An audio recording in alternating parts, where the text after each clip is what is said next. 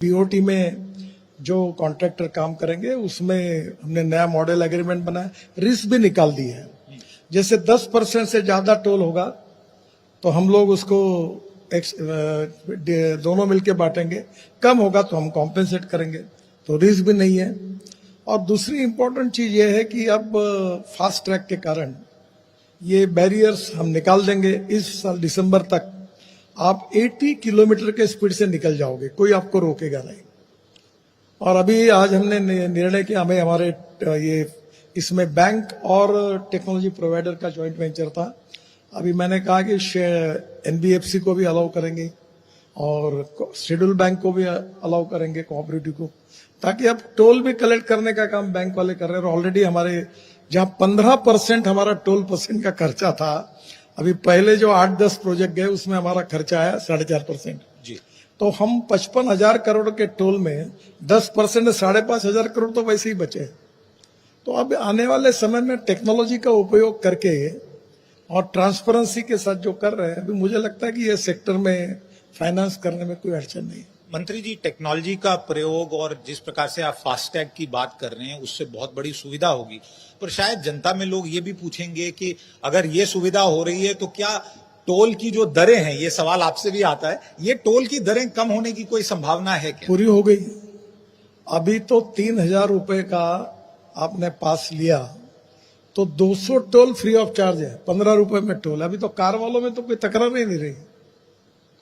अब बस वाले और ट्रक वाले मांग कर रहे हैं, तो अभी कोई कार में तो प्रॉब्लम ही नहीं है कोई। अब हाईवे और एक्सप्रेसवे निर्माण की जो गति आपने कई कीर्तिमान उसमें पार किए, आने वाले समय में किस प्रकार की गति रहेगी हमारे राष्ट्रीय राजमार्ग और इस सारे सेक्टर में? सर, गति में ऐसा है कि ना पैसे की कमी है, टेक्नोलॉजी का अपग्रेडेशन लगातार हो रहा है। अभी हमने प्रीकास्ट को मैंडेटरी कर दिया है। अभी हम बायोबिटुमिन का राइस स्ट्रॉ से बायोबिटुमिन का 1 किलोमीटर रोड बना है। अभी हमने दिल्ली में और अहमदाबाद में 80 lakh ton municipal waste segregate करके रोड में डाली है। तो अभी टेक्नोलॉजी भी उपयोग कर रहे हैं और अभी उसमें कोई प्रॉब्लम नहीं है। प्रॉब्लम एक ही है कि अब प्रोजेक्ट जो हमारी सिस्टम में हमको प्रोजेक्ट मंजूर करना पड़ता है, उसमें हमारा काफी समय जाता है, क्योंकि भारतमाला में हमको 3,000 करोड़ की अनुमति थी। अब भारतमाला अभी नहीं है, तो अब हमको 1,000 करोड़ की हुई, उसमें 18% जीएसटी लगता है। तो अभी हमें टोटल प्रोजेक्ट को, हमारे प्रोजेक्ट 5,000, 6,000, 7,000, 3,000 ऐसे ही है। तो अब ये प्रोजेक्ट को निकालकर मिनिस्ट्री में, फिर फाइनेंस मिनिस्ट्री में, फिर कैबिनेट तक ले जाना, तो इसमें थोड़ा सा समय लगता है। उसको भी हम फास्ट करने की कोशिश कर रहे हैं।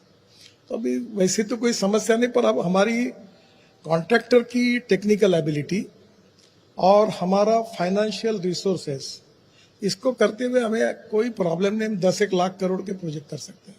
अगर 10 लाख करोड़ के प्रोजेक्ट आ रहे हैं तो आने वाले समय में किन क्षेत्रों में, भारत देश में किन क्षेत्रों में हम ज्यादा निर्माण की गति देख पाएंगे?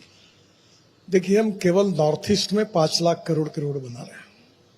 अभी हम ब्रह्मपुत्रा के नीचे रोड और रेलवे 19,000 करोड़ के टनल बना रहे हैं। वो काजीरंगा में हम लोग 8,000 करोड़ का एलिवेटेड रोड बना रहे हैं। हम 17,000 करोड़ का रिंग रोड गुवाहाटी का बना रहे हैं। तो अभी नॉर्थ ईस्ट में भी कम से कम 5 लाख करोड़ का हम काम कर रहे हैं।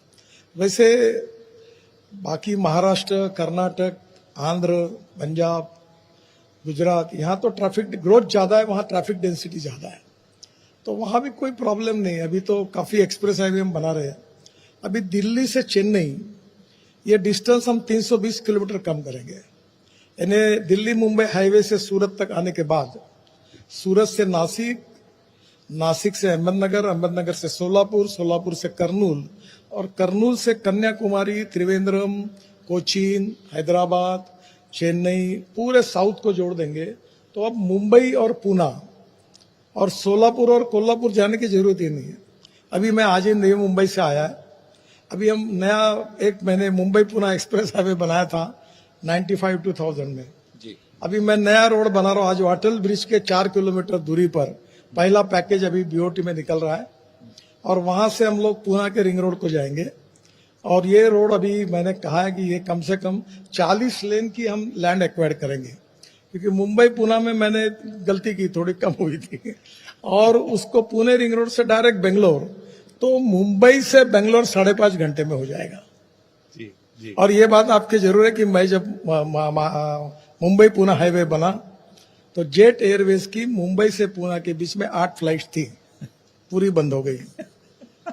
अब मुंबई पुणे कोई फ्लाइट से जाता नहीं। अब मैं आपको लिख कर देता हूं कि दिसंबर में दिल्ली से देहरादून फ्लाइट बंद हो जाएगी, फिर दिल्ली से जयपुर बंद हो जाएगी, पर इसका मतलब कोई उनका नुकसान नहीं होगा, वहां से और जगह फ्लाइट जाएगी।